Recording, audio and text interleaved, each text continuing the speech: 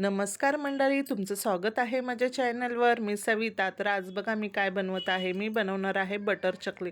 Butter चकली बनवण्यासाठी मी इथे 1 glass पाणी टाकलं आहे, 1 चमचा त्याच्यामध्ये अजवाईन टाकलं आहे, 1 चमचा कलोंजी टाकला आहे आणि 1 तुकडा बटरचा टाकला, चवीप्रमाणे मीठ टाकलं आणि थोडा हिंग टाकला आणि तांदळाचं पीठ 1 वाटी टाकलं. पण 1 ग्लास पाण्याला ना पिठाचं मेजरमेंट नाही आहे. जेवढं त्याच्यामध्ये आपल्याला पीठ लागेल ना तेवढं पीठ वरून टाकून तेवढं पीठ आपण त्याच्यामध्ये असं चांगलं छान शिजवून घ्यायचं, वाफ द्यायची मस्त आणि थंड होऊन द्यायचं. आता इथे थंड झालं आहे, मी ते एका परातीत काढून घेतलं आणि ना ते थोडं कोमट कोमट होतं म्हणून असं हाताला चिपकू नये म्हणून थोडंसं पाण्याचा हात लावून लावून त्याला छान असं मळून घेतलं. एकदम सॉफ्ट केलं आहे बघा. त्यात अजिबात गिठोया राहता कामा नाही, नाही तर इथे आपल्याला चकली काढायला ना खूप प्रॉब्लेम होतो.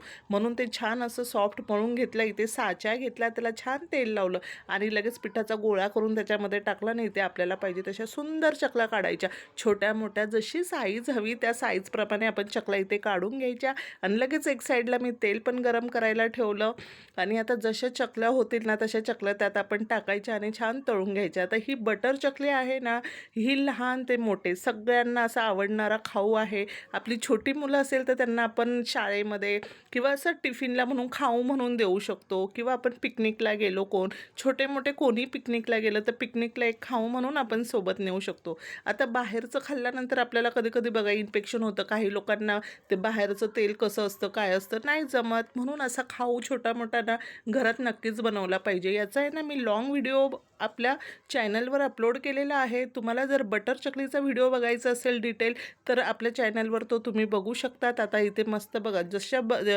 चकल्या बसल्या ना तशा मी तेलामध्ये टाकल्यात, मस्त अलटी पलटी करून छान तळून घेतलेल्या आहे. आणि ह्याच पद्धतीने मी राहिलेल्या सगळ्या चकल्या छान बनवल्या आणि तळून घेतल्या आणि मस्त एन्जॉय केल्या घरात सगळ्यांनी. आणि खरंच म्हणजे आपल्याला छोटी मोठी भूक लागते ना त्या टायमामध्ये खूप छान टाईमपास आहे बटर चकलीचा. म्हणून असं थोडं थोडं बनवून आपलं ठेवायचं घरात, आपल्या मुलांसाठी, नवऱ्यासाठी, घरातल्या माणसांसाठी आणि आपणही खायचं. आपण खाणार तर मग एवढं आपल्याला पण पॉवर येणार ना सगळं काम करायला. बघा आता चकल्या कशा झाल्या. चकल्या जर आवडल्या असेल ना आणि व्हिडिओ आवडला असेल तर व्हिडिओला लाईक करा, चॅनलला सबस्क्राईब करा. आणि अजून असे छान छान व्हिडिओ बघण्यासाठी सबस्क्राईब केलंच पाहिजे ना. आणि चकल्या कशा झाल्या त्या पण मला कमेंट्समध्ये सांगा.